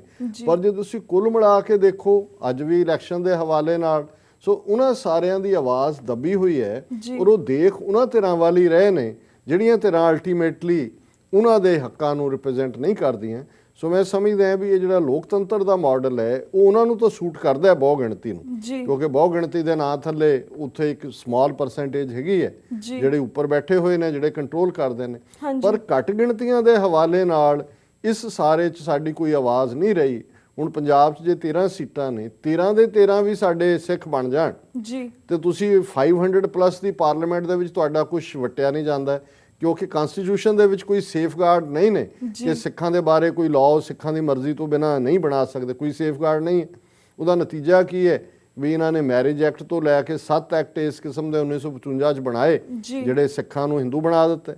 ਇਸੇ ਤਰ੍ਹਾਂ ਜੇ ਗੁਰਦੁਆਰਾ ਐਕਟ ਹੈ, ਉਹਦੇ ਜਦੋਂ ਚਾਹੁੰਦੇ ਨੇ ਅਮੈਂਡਮੈਂਟ ਕਰ ਦਿੰਦੇ ਨੇ। ਸਿੱਖ ਦੀ ਡੈਫੀਨੇਸ਼ਨ ਕੀ ਹੈ, ਸਿੱਖ ਡਿਫਾਈਨ ਨਹੀਂ ਕਰਦੇ, ਕਨਸਟੀਟਿਊਸ਼ਨ ਦੇ ਵਿੱਚ ਪਾਰਲੀਮੈਂਟ ਨੇ ਡਿਫਾਈਨ ਕੀਤੀ ਆ, ਉਹ ਮੈਜੋਰਿਟੀ ਆ, ਹੁਣ ਬਣਾ ਲਓ। ਉਹ ਹਿੰਦੂਆਂ ਨੂੰ ਵੀ ਸਹਿਜਧਾਰੀ ਕਹਿ ਕੇ ਤੁਹਾਡਾ ਸਿੱਖ ਵੋਟਰ ਬਣਾਉਣਾ ਚਾਹੁੰਦੇ ਨੇ। ਸੋ ਕੁੱਲ ਮਿਲਾ ਕੇ ਇਹ ਠੀਕ ਹੈ ਵੀ ਉਹ ਉਹਨਾਂ ਨੇ ਇੱਕ ਸੈਲਿੰਗ ਚਿਪ ਹੈ ਕਿ ਜੀ we are the largest democracy in the world. ਹੁਣ 2014 ਦੀਆਂ ਪਾਰਲੀਮੈਂਟ ਚੋਣਾਂ ਨੇ, ਅਮਰੀਕਨ ਹੋਣ, ਵੈਸਟਰਨ ਹੋਣ, ਇਹ ਲੋਕ ਜਿਹੜੇ ਨੇ ਔਹ 'ਚ ਆ ਜਾਂਦੇ ਨੇ ਵੀ ਅੱਛਾ ਇੰਨੇ ਸੌ ਵੋਟਰ ਵੋਟ ਇੰਨੇ 1.5 ਮਹੀਨਿਆਂ 'ਚ ਕੰਪਲੀਟ ਹੋ ਰਹੀ ਹੈ, ਇੰਨੇ ਕਰੋੜ ਵੋਟਰ। ਔਰ ਦੇਖੋ ਜੀ ਕਿੰਨਾ ਰਿਮਾਰਕੇਬਲ ਹੈ ਵੀ ਇੰਡੀਆ 'ਚ ਹਰ ਇੱਕ ਕੋਲ ਵੋਟ ਦਾ ਹੱਕ ਹੈ। ਪਰ ਕੁੱਲ ਮਿਲਾ ਕੇ ਇਹ ਇੱਕ ਸ਼ੈਮ ਸਿਸਟਮ ਹੈ ਜਿਹਦੇ ਥੱਲੇ ਘੱਟ ਗਿਣਤੀਆਂ ਨੂੰ, ਮਾਈਨੋਰਿਟੀਜ਼ ਔਰ ਦੂਸਰੇ ਜਿਹੜੇ ਦਲਿਤ ਟ੍ਰਾਈਬਲਸ ਨੇ, ਉਹਨਾਂ ਸਾਰਿਆਂ ਦੀ ਆਵਾਜ਼ ਨੂੰ ਇੱਕ ਛੋਟੇ ਗਰੁੱਪ ਨੇ ਮਿਫ ਕਰ ਦਿੱਤਾ। ਜੀ ਜੀ। ਤੇ ਡਾਕਟਰ ਸਾਹਿਬ, ਜਿਸ ਤਰ੍ਹਾਂ ਤੁਸੀਂ 2014 ਦੀ ਚੋਣਾਂ ਬਾਰੇ ਗੱਲਬਾਤ ਕੀਤੀ, ਸਾਨੂੰ ਇਹ ਦੱਸੋ ਕਿ ਜਿਹੜੀਆਂ ਇਹ ਚੋਣਾਂ ਨੇ ਕਿਸੇ ਵਿਸ਼ੇਸ਼ ਮੁੱਦੇ ਤੇ ਲੜੀਆਂ ਜਾ ਰਹੀਆਂ ਨੇ ਜਾਂ ਜਿਸ ਤਰ੍ਹਾਂ ਤੁਸੀਂ ਕਿਹਾ ਕਿ ਪਰਸਨੈਲਿਟੀ ਬੇਸ ਨੇ? ਦੇਖੋ ਹੁਣ ਕਈ ਵਾਰ ਕੋਈ ਸਾਡੇ ਜਿਹੜੇ ਮੈਂ ਕਹਾਂਗਾ ਅਲਪ ਬੁੱਧੀ ਵੀਰ ਵੀ ਨੇ ਜੀ, ਉਹ ਮੁਕਾਬਲਾ ਕਰਨਗੇ ਜੀ ਅਮਰੀਕਾ 'ਚ ਵੀ ਡੈਮੋਕ੍ਰੇਸੀ। ਉਹ ਤਾਂ ਕਹਿੰਦੇ ਹੀ ਨੇ ਜਿਹੜੇ ਇੰਡੀਅਨ ਹਾਕਮ ਜਾਂ ਉਹਨਾਂ ਦੇ ਦੁਮ ਛੱਲੇ ਨੇ ਕਿ ਜੀ ਅਮਰੀਕਾ ਜਾਣਗੇ, ਕਹਿਣਗੇ ਜੀ America is the greatest democracy, we are the largest democracy. ਹੁਣ ਦੇਖਣ ਵਾਲੀ ਗੱਲ ਇਹ ਹੈ ਵੀ ਇਹਨਾਂ ਦੀ ਡੈਮੋਕ੍ਰੇਸੀ ਦਾ ਇਤਿਹਾਸ ਦੇਖ ਲਓ। 1950 ਤੋਂ ਕਨਸਟੀਟਿਊਸ਼ਨ ਜਦੋਂ ਲਾਗੂ ਹੋਇਆ ਉਸ ਤੋਂ ਬਾਅਦ ਕਿਹੜੇ ਮੁੱਦਿਆਂ ਦੇ ਉੱਤੇ ਚੋਣਾਂ ਲੜੀਆਂ ਗਈਆਂ ਕਿਤੇ? ਨਹਿਰੂ ਪਹਿਲੇ ਇਹੀ ਚੱਲਦਾ ਰਿਹਾ ਕਿ ਜੀ ਇਹਨਾਂ ਨੇ ਆਜ਼ਾਦੀ ਲੈ ਕੇ ਦਿੱਤੀ। ਕਾਂਗਰਸ ਔਰ ਐਸੀ ਚਲਾਕੀ ਕਾਂਗਰਸ ਨੇ ਕੀਤੀ ਜਿਹੜਾ ਨੈਸ਼ਨਲ ਫਲੈਗ ਬਣਾਇਆ, ਤੇ ਕਾਂਗਰਸ ਦਾ ਝੰਡਾ ਦੇਖ ਲਓ, ਉਹਦੇ 'ਚ ਫਰਕ ਇੰਨਾ ਹੈ, ਸਿਰਫ ਇੰਨਾ ਹੈ ਵੀ ਕਾਂਗਰਸ ਦੇ ਝੰਡੇ 'ਚ ਚਰਖਾ ਹੈ ਤੇ ਨੈਸ਼ਨਲ ਦੇ ਵਿੱਚ ਅਸ਼ੋਕ ਚੱਕਰ ਹੈ। ਬਹੁਤਿਆਂ ਲਈ ਤਾਂ 15-20 ਸਾਲ ਅਨਪੜ੍ਹ ਜਨਤਾ ਲਈ ਕਾਂਗਰਸ ਤੇ ਰਾਸ਼ਟਰ ਇੱਕੋ ਹੀ ਚੀਜ਼, ਦੇਸ਼ ਇੱਕੋ ਹੀ ਚੀਜ਼ ਜੀ। ਫਿਰ ਨਹਿਰੂ ਨੂੰ ਉਹਨੇ ਜੋ ਮਰਜ਼ੀ ਕੀਤਾ, ਉਹਦੇ ਨਹਿਰੂ ਦੇ ਮਰਨ ਤੋਂ 4-5 ਸਾਲ ਪਹਿਲਾਂ ਸ਼ੁਰੂ ਹੋ ਗਿਆ ਜੀ ਨਹਿਰੂ ਕੇ ਬਾਅਦ ਕੌਣ, ਨਹਿਰੂ ਕੇ ਬਾਅਦ ਕੌਣ। ਇਹ ਐਸੇ ਸੀ, ਮੈਂ ਖੁਦ ਲਿਖਿਆ ਹੋਇਆ ਹੈ 7ਵੀਂ ਜਮਾਤ 'ਚ, ਸਾਨੂੰ ਹਿੰਦੀ ਸਬਜੈਕਟ 'ਚ ਆਇਆ ਕਿ ਨਹਿਰੂ ਕੇ ਬਾਅਦ ਕੌਣ, ਕਿ ਜੀ ਕੀ ਬਣੇਗਾ, ਕਿਉਂਕਿ ਮੁੱਦਾ ਤਾਂ ਹੈ ਹੀ ਨਹੀਂ ਸੀ, ਪਰਸਨ ਸੀ। ਫਿਰ ਇੰਦਰਾ ਗਾਂਧੀ। ਹੁਣ ਇੰਦਰਾ ਗਾਂਧੀ ਦਾ ਤੁਸੀਂ ਹਾਲ ਦੇਖ ਲਓ, ਜਿੰਨੀ ਦੇਰ ਉਹ ਰਹੀ ਹੈ 66-67 ਤੋਂ ਲੈ ਕੇ ਜਦੋਂ ਨਰਕਾਂ ਨੂੰ ਗਈ ਹੈ, ਤੇ ਉਹ ਉੱਥੇ ਇੱਕ ਇਹਨਾਂ ਦਾ ਕਾਂਗਰਸ ਦਾ ਪ੍ਰੈਜ਼ੀਡੈਂਟ ਸੀ, ਡੀ.ਕੇ. ਬਰੂ, ਆਸਾਮ ਤੋਂ ਹੁੰਦਾ ਸੀ। ਉਹਨੇ ਸਟੇਟਮੈਂਟ ਦਿੱਤੀ, India is Indira, Indira is India. ਲੈ ਲਓ ਮੁੱਦਾ ਕਿਹੜਾ ਹੈ ਹੁਣ, ਤੁਸੀਂ ਕਿਹੜੀਆਂ ਇਲੈਕਸ਼ਨਾਂ 'ਚ, ਉਹ ਇੰਦਰਾ ਗਾਂਧੀ ਮੁੱਦਾ ਸੀ ਕਿ ਜਿੱਧਰ ਚਲੀ ਗਈ ਉੱਧਰ ਵੋਟਾਂ ਨੇ। ਔਰ ਹੁਣ ਜੇ ਅਸੀਂ ਅੱਜ ਦੇ ਪੀਰੀਅਡ 'ਚ ਦੇਖੀਏ ਤੇ ਕਿਹੜਾ ਮੁੱਦਾ ਹੈ? ਮੋਦੀ ਹੈ। ਉੱਧਰ ਉਹਨਾਂ ਨੇ ਉਹ ਕੱਢਿਆ ਰਾਹੁਲ ਬਾਹਰ, ਉਹ ਵਿਚਾਰਾ ਉਹ ਬਿੱਲੀ ਦੇ ਬਲੂੰਗੜੇ ਵਾਂਗੂ ਅੱਧਾ ਕੁ ਮੂੰਹ ਬਾਹਰ ਕੱਢਦਾ, ਜਦੋਂ ਅੱਗੋਂ ਪੈਂਦਾ ਫਿਰ ਪਿੱਛੇ ਨੂੰ ਹੋ ਜਾਂਦਾ। ਉਹ ਕਾਂਗਰਸ ਨੇ ਆਪਣਾ ਕੱਢਿਆ। ਤੇ ਇਹ ਜਿਹੜਾ ਚਾਹ ਵੇਚਣ ਵਾਲਾ ਮੋਦੀ, ਜਿਹੜਾ ਮਰਡਰਰ ਹਾਂਜੀ ਇਹਨੂੰ ਉਹਨਾਂ ਨੇ ਐ ਪ੍ਰੈਜ਼ੈਂਟ ਕੀਤਾ ਹੈ ਵੀ ਜਿਵੇਂ ਇਹ ਕੋਈ ਅਵਤਾਰ ਜੰਮ ਪਿਆ ਹਿੰਦੁਸਤਾਨ 'ਚ, ਔਰ ਇਹਨੇ ਸਾਰਾ ਹਿੰਦੁਸਤਾਨ ਦਾ ਵਿਕਾਸ ਕਰ ਦੇਣਾ ਹੈ, ਸਭ ਦੀ ਭੁੱਖ ਗਰੀਬੀ ਕੱਢ ਦੇਣੀ ਹੈ। ਉਹ ਅੱਜ ਗਿਆ ਵਾਰਾਣਸੀ 'ਚ ਆਪਣੇ ਪੇਪਰ ਦਾਖਲ ਕਰਨ, ਹਾਂਜੀ ਤੇ ਉਹਦਾ ਦਿਮਾਗ ਇੰਨਾ ਖਰਾਬ ਹੋਇਆ ਹੋਇਆ, ਉਹ ਗਿਆ ਪੂਰਾ ਕੱਢ ਕੇ ਜਲੂਸ ਉੱਥੋਂ ਗੰਗਾ 'ਚੋਂ ਨਿਕਲ ਕੇ, ਔਰ ਬਨਾਰਸ ਹਿੰਦੂ ਯੂਨੀਵਰਸਿਟੀ ਮਾਲਵੀਆ ਦੇ ਬੁੱਤ ਨੂੰ ਉਹਦੇ ਤੇ ਹਾਰ ਪਾਇਆ, ਵਿਵੇਕਾਨੰਦ ਦੇ ਪਾਇਆ, ਪਟੇਲ ਦੇ ਪਾਇਆ। ਜੀ तो वो कहना मुझे यहाँ ना बीजेपी ने भेजा है ना मैं आप आया हूँ, मुझे गंगा मैया लाई है। हाँ और जी। ये भगवान जो मुश्किल काम के लिए किसी को भेजता है, मुझे भी वो रब दा एजेंट बन गए भी रब ਨੂੰ ਮਤਲਬ ਇਹ ਇੱਕ ਮਾਈਂਡ ਸੈਟ ਹੈ। ਤੁਸੀਂ ਪੁੱਛਿਆ ਕਿ ਜੀ ਮੁੱਦੇ ਨੇ, ਮੁੱਦਾ ਇਹ ਹੈ, ਉਹ ਕਹਿੰਦਾ ਜੀ ਮੈਨੂੰ ਰੱਬ ਨੇ ਭੇਜਿਆ ਤੇ ਗੰਗਾ ਮੈया ਦਾ ਮੈਂ ਪੁੱਤਰ ਹਾਂ ਤੇ ਤੁਹਾਡਾ ਹੁਣ ਸਾਰਾ ਮੈਂ ਜਿਹੜਾ ਹੈ ਉਹ ਕਰ ਦਿਆਂਗਾ ਸਫਾਈ। ਗੰਗਾ ਮੈया ਦੀ ਵੀ ਕਹਿੰਦਾ ਸਫਾਈ ਕਰ ਦਿਆਂ। ਮੈਂ ਕਿਹਾ ਤੂੰ ਸਭ ਦੀ ਸਫਾਈ ਕਰ ਦੇਣੀ ਜੋ ਹਾਲ ਬਣਿਆ ਹੋਇਆ ਹੈ ਹਾਂਜੀ ਜਿਸ ਕਿਸਮ ਦਾ। ਸੋ ਉੱਥੇ ਕੋਈ ਮੁੱਦਾ ਨਹੀਂ, ਪਰਸਨ ਫਿਰ ਮਨੀ। ਹੁਣ ਪਹਿਲੇ ਦਿਨ ਤੋਂ ਜਿਹੜਾ ਕਾਰਪੋਰੇਟ ਇੰਡੀਆ ਹੈ, ਇਹ ਸਾਰੇ ਅੰਬਾਨੀ ਦੂਜੇ ਤੀਜੇ, ਇਹ ਵੇਵ ਕਿਹਨੇ ਚਲਾਈ? ਮੋਦੀ ਆਇਆ, ਮੋਦੀ ਆਇਆ ਜੀ ਹੁਣ ਕੋਈ ਮੋਦੀ ਨਹੀਂ ਆਇਆ, ਲੇਕਿਨ ਉਹਨਾਂ ਨੇ ਐਸਾ ਇੱਕ ਪ੍ਰਭਾਵ ਕ੍ਰੀਏਟ ਕਰ ਦਿੱਤਾ। ਇਲੈਕਟ੍ਰੋਨਿਕ ਮੀਡੀਆ ਹੋਏ, ਪ੍ਰਿੰਟ ਮੀਡੀਆ ਹੋਏ, ਚੰਗੇ ਭਲੇ ਜਰਨਲਿਸਟ ਜਿਹਨਾਂ ਨੂੰ ਲੋਕ ਸਮਝਦੇ ਸੀ ਜੀ ਕਿ ਇਹ ਬੜੇ ਨਿਰਪੱਖ ਨੇ, ਉਹ ਵੀ ਨਮੋ ਕਰ ਰਹੇ ਨੇ, ਨਰਿੰਦਰ ਮੋਦੀ ਕਰ ਰਹੇ ਨੇ। ਜੀ ਸੋ ਅਸੀਂ ਸਮਝਦੇ ਹਾਂ ਵੀ ਇਹ ਸਾਰਾ ਹੀ ਇੱਕ ਜਿਹਨੂੰ ਇੱਕ ਤਾਂ ਹੁੰਦਾ ਹੈ ਓਪੀਨੀਅਨ, ਨੈਚੁਰਲ ਓਪੀਨੀਅਨ, ਇੱਕ ਹੁੰਦਾ ਮੈਨੂਫੈਕਚਰਡ ਓਪੀਨੀਅਨ। ਇਹ ਜਿਹੜਾ ਅੱਜ ਇੱਕ ਮੋਦੀ ਵੇਵ ਦੇ ਨਾਂ ਥੱਲੇ ਇੱਕ ਮੈਨੂਫੈਕਚਰਡ ਓਪੀਨੀਅਨ, ਸਿੰਥੈਟਿਕ ਓਪੀਨੀਅਨ ਜੀ ਇਹ ਖੜਾ ਕੀਤਾ ਗਿਆ ਇਸ ਤਰੀਕੇ ਦੇ ਨਾਲ ਕਿ ਲੋਕਾਂ ਨੂੰ ਲੱਗੇ ਕਿ ਜੀ ਇਹ ਸਾਡੀ ਤਾਂ ਕਲਿਆਣ ਹੀ ਇਹਦੇ ਨਾਲ, ਜਿਵੇਂ ਇੰਦਰਾ ਗਾਂਧੀ ਦੇ ਵੇਲੇ ਸੀ। ਸੋ ਅਸੀਂ ਸਮਝਦੇ ਉੱਥੇ ਕੋਈ ਮੁੱਦੇ ਨਹੀਂ ਹੈ, ਉੱਥੇ ਅੰਨਾ ਪੈਸਾ, ਜ਼ਾਤ ਪਾਤ, ਬਰਾਦਰੀ, ਉਹ ਹਰ ਥਾਂ ਤੋਂ ਦੇਖਦੇ ਨੇ ਕੀ ਹੈ ਕਿ ਜੀ ਇੱਥੇ ਫਲਾਣੇ ਦੀਆਂ ਵੋਟਾਂ ਕਿੰਨੀਆਂ ਨੇ, ਢਿਮਕੇ ਦੀਆਂ ਕਿੰਨੀਆਂ ਨੇ। ਸੋ ਮੁੱਦਾ ਉੱਥੇ ਕੋਈ ਨਹੀਂ ਹੈ। ਉਹ ਇੱਕ ਬੁੱਤ ਪ੍ਰਸਤਾਂ ਦਾ ਇੱਕ ਰਿਹਾ ਹਮੇਸ਼ਾ ਤੋਂ। ਜੇ ਉਹ ਮੈਂ ਕੱਲ੍ਹ ਹੀ ਇੱਕ ਰੇਡੀਓ ਪ੍ਰੋਗਰਾਮ ਤੇ ਕਹਿ ਰਿਹਾ ਸੀ, ਮੈਂ ਕਿਹਾ ਜੀ ਜਿਸ ਮੁਲਕ 'ਚ ਖੜਾਮ 14 ਸਾਲ ਰਾਜ ਕਰ ਸਕਦੀ ਹੈ, ਰਾਮਚੰਦਰ ਦੀ ਖੜਾਮ ਰੱਖ ਕੇ ਹੀ ਰਾਜ ਹੋਇਆ, ਜਿੱਥੇ 14 ਸਾਲ ਖੜਾਮ ਕਰ ਸਕਦੀ ਹੈ, ਉੱਥੇ ਤਾਂ ਜਿਹਨੂੰ ਮਰਜ਼ੀ ਜੋ ਮਰਜ਼ੀ ਬਣਾ ਕੇ ਖੜਾ ਕਰ ਦਿਓ। ਉੱਥੇ ਕੋਈ ਇਹ ਲੈਵਲ ਨਹੀਂ ਹੈ ਕਿ ਕੋਈ ਉੱਥੇ ਇਸ਼ੂ ਹੈ। ਉੱਥੇ ਇਹੀ ਹੈ ਜਿਸ ਕਿਸਮ ਦਾ ਢੋਲ ਵਜਾ ਕੇ ਜੋ ਸੌਦਾ ਵੇਚ ਦਿਓ ਉਹੀ ਖਰੀਦਣ ਨੂੰ ਤਿਆਰ ਹੋ ਜਾਂਦੇ ਨੇ। ਹਾਂਜੀ ਜੀ ਡਾਕਟਰ ਸਾਹਿਬ, ਵੈਸੇ ਤੁਹਾਡੇ ਵਿਚਾਰ ਜਾਣਨਾ ਚਾਹਾਂਗੇ, ਜਿਵੇਂ ਤੁਸੀਂ ਇਹਨਾਂ ਚੋਣਾਂ ਤੋਂ ਬਾਅਦ ਭਾਰਤ ਵਿੱਚ ਕਿਸ ਕਿਸਮ ਦਾ ਸਟਰਕਚਰ ਉੱਭਰਦਾ ਵੇਖਦੇ ਹੋ? ਦੇਖੋ, ਮੈਂ ਬੜੀ ਲਗਾਤਾਰਤਾ ਨਾਲ ਬਿਨਾਂ ਕਿਸੇ ਗਰੂਰ ਤੋਂ ਇਹ ਗੱਲ ਕਹਿਣਾ ਚਾਹੁੰਦਾ ਵੀ ਅਸੀਂ ਲਗਾਤਾਰਤਾ ਨਾਲ ਆਪਣੇ ਅਲੱਗ-ਅਲੱਗ ਰੇਡੀਓ, ਸਾਡੇ ਟਾਕ ਸ਼ੋਅ ਜਿਹੜੇ 2-3 ਹਫ਼ਤੇ 'ਚ ਹੁੰਦੇ ਨੇ, ਟੋਰਾਂਟੋ 'ਚ ਹੈ, ਲੰਡਨ 'ਚ ਹੈ, ਸਾਡਾ ਪ੍ਰੋਗਰਾਮ ਸੱਚੋ ਸੱਚ ਜਿਹੜਾ ਮੰਡੇ ਥਰੂ ਫਰਾਈਡੇ ਹੁੰਦਾ, ਔਰ ਆਪਣੀਆਂ ਲਿਖਤਾਂ ਦੇ ਵਿੱਚ ਵੀ, ਕਿਉਂਕਿ ਜਦੋਂ ਤੋਂ ਨਰਿੰਦਰ ਮੋਦੀ ਨੂੰ ਈਵਨ ਅਜੇ ਪ੍ਰਾਈਮ ਮਿਨਿਸਟਰ ਕੈਂਡੀਡੇਟ ਨਹੀਂ ਵੀ ਬਣਾਇਆ ਸੀ, ਮੈਨੂੰ ਇਹ ਨਜ਼ਰ ਆਉਂਦਾ ਸੀ ਕਿ ਇਹ ਹਿਟਲਰ ਇਨ ਦਾ ਮੇਕਿੰਗ ਹੈ। ਬਿਲਕੁਲ। ਔਰ ਜਿਹੜੇ ਇਤਿਹਾਸ ਦੇ ਵਿਦਿਆਰਥੀ ਨੇ ਔਰ ਉਹ ਸਮਝਦੇ ਨੇ ਵੀ ਜਰਮਨ ਦੇ ਵਿੱਚ ਫਸਟ ਵਰਲਡ ਵਾਰ ਤੋਂ ਬਾਅਦ 1920ਵਿਆਂ 'ਚ ਔਰ 1930ਵਿਆਂ 'ਚ ਕਿਵੇਂ ਟ੍ਰਾਂਜੀਸ਼ਨ ਹੋਈ, ਹਿਟਲਰ ਕਿਵੇਂ ਪਾਵਰ 'ਚ ਆਇਆ। ਹਿਟਲਰ ਕੋਈ ਫੌਜੀ ਜਰਨਲ ਤਾਂ ਨਹੀਂ ਸੀ, ਹਿਟਲਰ ਨੇ ਕੋਈ ਕੂ ਕਰਕੇ ਪਾਵਰ ਨਹੀਂ ਸੀ ਲਈ। ਹਾਂਜੀ, ਹਿਟਲਰ ਨੇ ਵੀ ਵੋਟਾਂ ਨਾਲ ਪਾਵਰ ਲਈ ਸੀ, ਜਿਵੇਂ ਨਰਿੰਦਰ ਮੋਦੀ ਨੂੰ ਤਿਆਰ ਕਰ ਲਿਆ ਉਹਨਾਂ ਨੇ। ਸੋ ਉਹਨਾਂ ਨੇ ਉਹ ਮਾਹੌਲ ਕ੍ਰੀਏਟ ਕਰ ਦਿੱਤਾ ਸੀ ਨਾਜ਼ੀਆਂ ਨੇ। ਉਸ ਤੋਂ ਪਹਿਲਾਂ ਉਹਨਾਂ ਨੇ ਇਹ ਪ੍ਰਚਾਰ ਕੀਤਾ ਕਿ ਜੀ ਜੋ ਜਰਮਨ 'ਚ ਹੋ ਰਿਹਾ ਉਹ ਯਹੂਦੀਆਂ ਕਰਕੇ ਹੀ ਹੋ ਰਿਹਾ, ਜੇ ਜਰਮਨ ਥੱਲੇ ਨੂੰ ਜਾ ਰਿਹਾ ਹੈ ਇਹ ਅੰਗਰੇਜ਼ਾਂ ਦੀ ਮਦਦ ਕਰਦੇ ਨੇ, ਇਹ ਘਟੀਆ ਰੇਸ ਹੈ, ਇਹ ਗਦਾਰ ਨੇ। ਉਹਨਾਂ ਨੇ ਹੌਲੀ ਹੌਲੀ ਫੈਸਿਲੀਟੇਟ ਕੀਤਾ ਵੀ ਉਹਨਾਂ ਦੇ ਜਿਹੜੇ ਬ੍ਰਿਲੀਅੰਟ ਲੋਕ ਸੀ ਉਹ ਨਿਕਲਣੇ ਸ਼ੁਰੂ ਹੋ ਗਏ। ਹੁਣ ਐਲਬਰਟ ਆਇਨਸਟਾਈਨ ਜਿਹੜਾ ਉਹਨੇ ਨਿਊ ਜਰਸੀ 'ਚ ਆ ਕੇ ਬਣਾ ਲਈ ਸੀ।